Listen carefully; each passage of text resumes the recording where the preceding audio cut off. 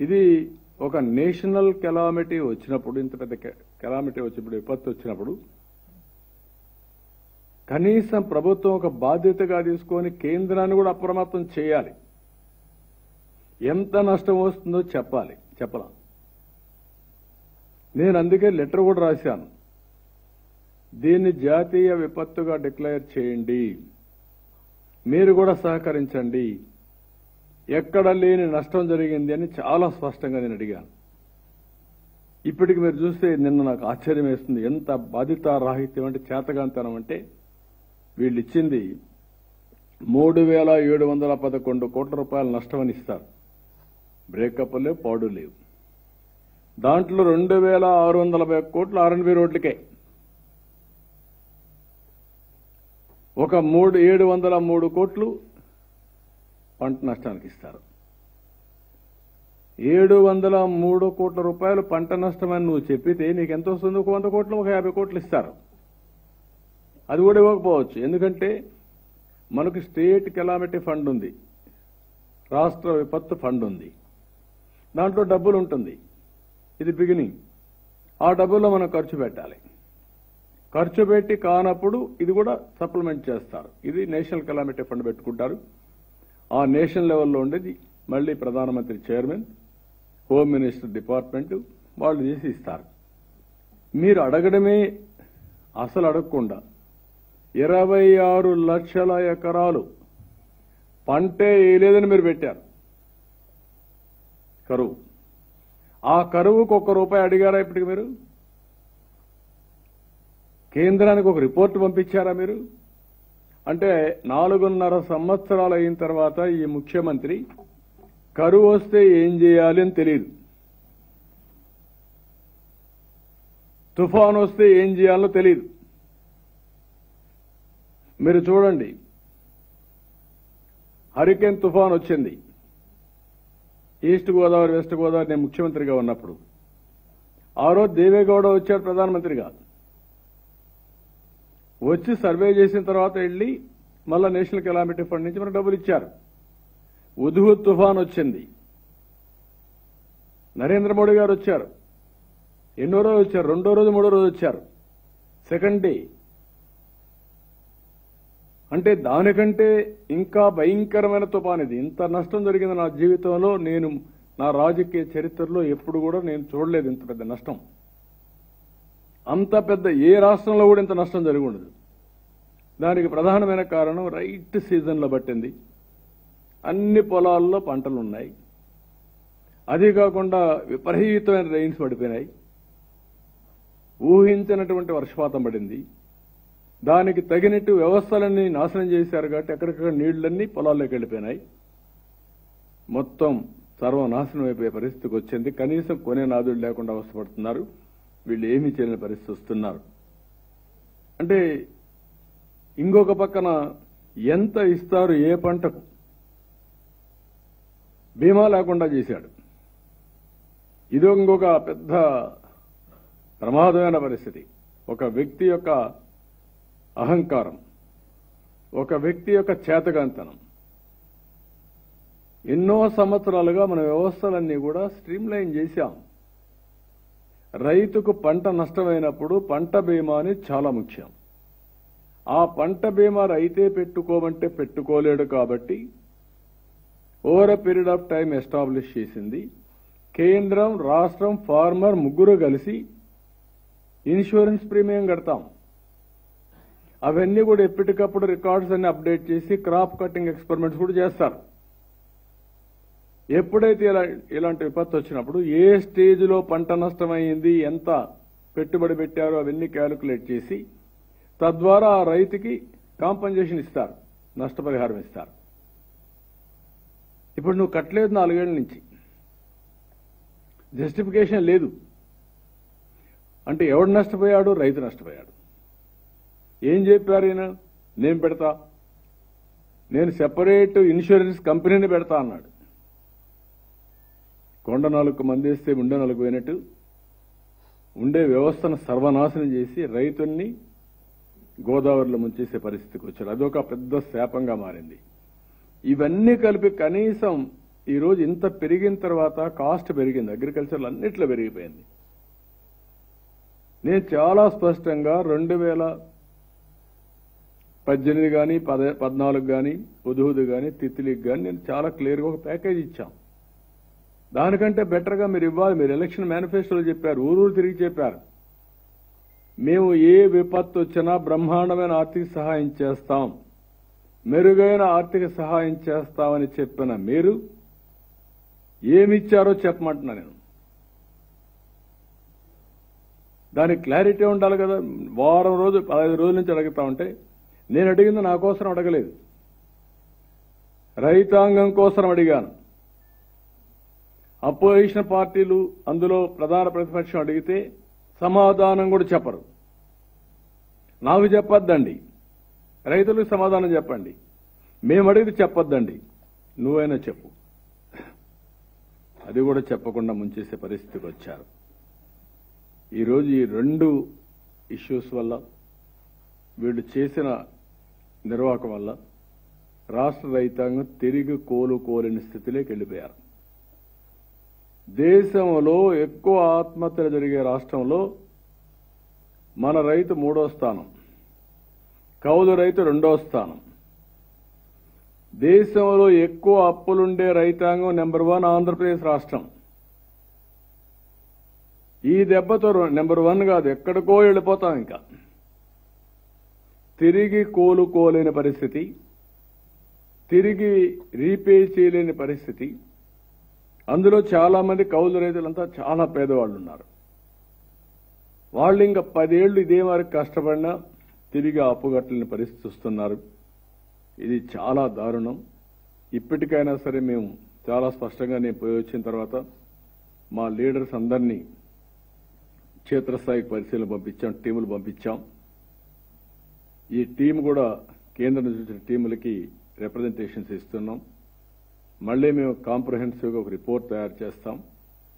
ఈ ప్రభుత్వం బాధితులకు న్యాయం చేసే వరకు గట్టిగా పోరాడతాం, న్యాయం చేపిస్తాం. నేను కనీసం ఒక హెక్టార్కి 30,000 రూపాయలు వరికి మనం అడిగాను. నేనున్నప్పుడే 10,000 రూపాయలు హెక్టార్కు ఉంటే దాన్ని 20,000 రూపాయలు చేశాను, డబల్ చేశాం. ఇప్పుడు నేను అడిగింది ఏంటి, 30,000 చేయమన్నాం, అంటే 50% చేయమన్నాం. అది కూడా చేయడానికి మీకేంటి, పెట్రోల్ పెరిగింది, డీజిల్ పెరిగింది, ఇన్పుట్స్ కాస్ట్ పెరిగింది, అన్ని పెరిగిపోయినాయి. అది చేసే పరిస్థితులు లేరు. ఆ రోజే ఎవరన్నా చనిపోతే 5 లక్షలు ఇచ్చాం, ఈరోజు 10 లక్షలు ఇమ్మంటున్నాం. ఆ రోజే గాయపడిన వారికి సీరియస్గా 1,00,000 రూపాయలు ఇచ్చాం, ఈరోజు 2 లక్షలు ఇమ్మంటున్నాం. ఇల్లు కూలిపోతే 1,00,000 రూపాయలు ఇచ్చి ఉచితంగా ఇల్లు కట్టించాం. ఐఏవై ఉంది, మీరేమి ఇవ్వక్కర్లా. ఎన్ని ఇండ్లు పోతే ఐఏవై కింద కట్టడానికే వాళ్ళు ఆ డబ్బు ఫస్ట్ ప్రయారిటీ ఐఏవై ఇలాంటి దానికి ఇవ్వాలి. దెబ్బతిన్న ఇంటికి 20,000 రూపాయలు ఇమ్మన్నాం. వేరుశనగ పంటకు 25,000, అరటికి హెక్టార్ 40,000, పత్తికి హెక్టార్కి 25,000, మిర్చికి 50,000, అక్వాకల్చర్ హెక్టార్కి 50,000 ఇమ్మని చెప్పి డిమాండ్ చేశాం. 31 ఐటమ్స్ కింద నేను చాలాసార్లు డిమాండ్ చేశాను. కనీసం మా డిమాండ్కు సమాధానం చెప్పకపోయినా మీరేమి ఇస్తారు, మీకు స్పష్టత ఉందా అని అడుగుతున్నా. మీకు ఓటేసిన దానికి రాష్ట్రంలో ఈ తుఫాను వల్ల ఎన్ని లక్షల ఎకరాలు ఏ పంట నష్టమైందో చెప్పవలసిన బాధ్యత ఉందా లేదా అని అడుగుతున్నా. అది కూడా బాధ్యత తీసుకోకపోతే ఈ ప్రభుత్వాన్ని బంగాళాఖాతంలో కలపాల్సిన అవసరం ఉంది. అది గుర్తుపెట్టుకోవాలి. ఇంత దుర్మార్గంగా ఇది చేసే పరిస్థితి వచ్చారు. అందుకే ఈరోజు మళ్ళా ఒకసారి ఒక వైట్ పేపర్ని పబ్లిసైజ్ చేయమని ప్రభుత్వాన్ని అడుగుతున్నా. డ్రౌట్ వల్ల ఎంత నష్టమైంది, ఈ తుఫాను వల్ల ఎంత నష్టమైంది, మీరు ఎంత సబ్సిడీ, ఇన్పుట్ సబ్సిడీ కానీ క్రాప్ ఇన్సూరెన్స్ అమౌంట్ కానీ వాళ్ళని ఆదుకోవడానికి ఖర్చు పెట్టిన డబ్బుల వివరాలు చెప్పాల్సిందిగా మరొకసారి డిమాండ్ చేస్తున్నా. మేము కూడా కేంద్ర కమిటీకి ఎక్కడ గడిస్తాం. మళ్ళీ మేము చేయాల్సిన బాధ్యత అంతా చేస్తాం. కడాన నిన్న పార్లమెంట్లో కూడా దీన్ని జాతీయ విపత్తుగా పరిగణించి సహాయం చేయమని మా పార్టీ అడిగాం. వీళ్ళు 22 మంది ఎంపీలు ఢిల్లీలో ఏ పైరువులు చేసుకుంటున్నారో వాళ్ళకే తెలియదు. వాళ్ళకు ప్రాధాన్యతలు ఏంటో వాళ్ళకి అర్థం కాని పరిస్థితి. 22 మంది ఎంపీలు 25 మంది గెలిపిస్తే మొత్తం కేంద్రం మెడలు వంచి అన్నీ చేస్తా అన్న వ్యక్తులు మెడలు దించేసి ఈరోజు వెలిచేసే పరిస్థితికి వచ్చారు. ఇది చాలా దుర్మార్గం, నీచం. ఇది రాష్ట్ర రైతాంగం కూడా గుర్తుపెట్టుకోవాల్సిన అవసరం ఉంది. ఇలాంటి దుర్మార్గమైన ప్రభుత్వం మీరు కష్టాల్లో ఉన్నప్పుడు మిమ్మల్ని కనీసం పరామర్శించే తీరిక కూడా లేదు వీళ్ళకు. ముఖ్యమంత్రి విన్యాసాలు మీరు చూశారు. కారు పట్టేసుకొని పరామర్శించే పరిస్థితి. అంటే ఆయన పుట్టంగానే కార్పెట్లో పుట్టాడు. ఇంకా ఆయన ఎక్కడ కిందను కూడా దిగలేడు అనమాట. అలాంటి ముఖ్యమంత్రి మనకు దొరకడం దౌర్భాగ్యం. వ్యవసాయం అంటే తెలియదు, అందుకే అన్నాడు, దాంట్లో ఆశ్చర్యమే లేదు. ఆలుగడ్డకు ఉల్లిగడ్డకు డిఫరెన్స్ తెలియదు. అలాంటివన్నీ కూడా మాట్లాడే పరిస్థితి, అపహాస్యం అయిపోయే పరిస్థితి వచ్చింది. అంటే అది తెలుసా తెలియడం అంటే వ్యవసాయాన్ని ఇంత చిన్న చూపు చూడడం చాలా దౌర్భాగ్యం. చాలా దీన్ని తీవ్రంగా ఖండిస్తున్నా, గర్హిస్తున్నా. ఏది ఏమైనా ఇలాంటి క్లిష్ట పరిస్థితిలో రాష్ట్ర రైతాంగం ఉండడం చాలా బాధేస్తుంది. ఇలాంటి బాధ్యత లేని ప్రభుత్వం వల్ల రైతాంగం చాలా నష్టపోతున్నారు. మళ్ళీ నేను అది కూడా హామీ ఇచ్చాను, రాబోయేది రైతు ప్రభుత్వం, ఏం చేయాలో చేస్తామని చెప్పి చాలా క్లియర్గా చెప్పడం జరిగింది. ఈ సందర్భంగా మీరు ఆలోచిస్తే ఇలాంటి పనులు ఈ 4.5 సంవత్సరాల నుంచి చేస్తూనే ఉన్నాడు. అన్ని వ్యవస్థలను నాశనం చేసేశాడు. ఏ వ్యవస్థ మిగల్లా. ఈరోజు రోడ్లు ఎంత భయంగా, రోడ్లు పొలాలు కలిసిపోయినాయి చాలా దిక్కలు. ఆ పరిస్థితికి వచ్చే పరిస్థితి వచ్చింది. ఇంకొక పక్కన అన్ని ఒక వ్యవస్థ కాకుండా రోడ్ల వ్యవస్థ కానీ, డ్రైనేజ్ కానీ, అగ్రికల్చర్ కానీ, అనిమల్ హస్బెండరీ కానీ, ఎడ్యుకేషన్ కానీ, ఇండస్ట్రీస్ కానీ అన్ని కూడా, డ్రింకింగ్ వాటర్ కానీ, కడాన హాస్టల్స్ లో భోజనం పెట్టేది కూడా వ్యవస్థ నాశనం అయిపోయి నిర్వీర్యం అయిపోయే పరిస్థితికి వచ్చేసింది. ఇలాంటి చాలా జరిగాయి. ఇంకొక పక్కన ఈరోజు మనం చూస్తా ఉంటే అంగన్వాడీ వాళ్ళు శాలరీస్ అడిగితే నువ్వు చెప్పిన హామీని నిలబెట్టుకోమని డిమాండ్ చేస్తే వాళ్ల మీద నోటీసులు ఇచ్చి ఉద్యోగాలను తీసేస్తా ఉంటారు. ఎంతమంది తీసేస్తారు మీరు ఉద్యోగాల నుంచి? మీరు ఏమీ తీసేయలేరు. ఇంకా రెట్టింపుగా ఇంత మునుపు నేనే 10,500 రూపాయలు ఇచ్చాను. ఎక్కడో 4,000-5,000 రూపాయలు అంటే 4,000 నుంచి 10,000 రూపాయలు చేశాం. మళ్ళీ అంగన్వాడీ టీచర్స్కి న్యాయం చేసే బాధ్యత తెలుగుదేశం పార్టీ తీసుకుంటాం. వాళ్ళు చేసే న్యాయమైన పోరాటానికి పూర్తిగా సహకరిస్తాం, సపోర్ట్ చేస్తాం. ఎప్పుడు కూడా పోరాటాలు చేసేవాళ్ళు ఎందుకు పోరాటం చేస్తున్నారో ఆలోచించాల్సింది ప్రభుత్వం. కానీ వాళ్ళు ఆందోళన చేస్తున్నారు కాబట్టి మేము అణిచివేస్తామంటే మాత్రం అది మంచిది కాదు. నువ్వెంత అణిచివేస్తే వేయాలనుకుంటే అంత ఉధృతం అవుతుంది తప్ప, ఒకవేళ ఈ రోజు రేపు నువ్వు కేసులు పెట్టి భయపెడితే భయపెట్టచ్చు, కానీ రేపు వాళ్ళకంటూ ఒక రోజు వస్తుంది. ఆ రోజు మీకు ఏం చేయాలో చేసి చూపిస్తారు. అందుకే నేను చెప్తున్నా, ఒక్క ఛాన్స్ పాపం. మార్పు మొదలైంది, ప్రజలకు అర్థమైపోయింది. ఈ ఒక్క ఛాన్స్ అడిగాడు, ఇచ్చాం. ఆ పాపం ఈరోజు మనకు శాపంగా మారింది. అందుకే మనం మారాలి అనేది వచ్చింది. ఇంత నా రాజకీయ జీవితంలో 45 సంవత్సరాలుగా ఇంత వ్యతిరేకత ఉన్న ప్రభుత్వాన్ని నేను ఎప్పుడూ చూడలేదు. చాలా ప్రభుత్వాలను చూశాను, వ్యతిరేకత వస్తుంది.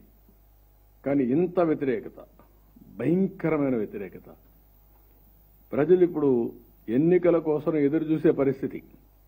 ఎప్పుడెప్పుడు ఎన్నికలు వస్తాయా, ఎప్పుడెప్పుడు నెత్తిన పెట్టుకున్న కుంపటు దొరించుకుంటామనే పరిస్థితికి వచ్చేశారు. ఇది చాలా ఎంత వ్యతిరేకత ఉందో అర్థమవుతుంది.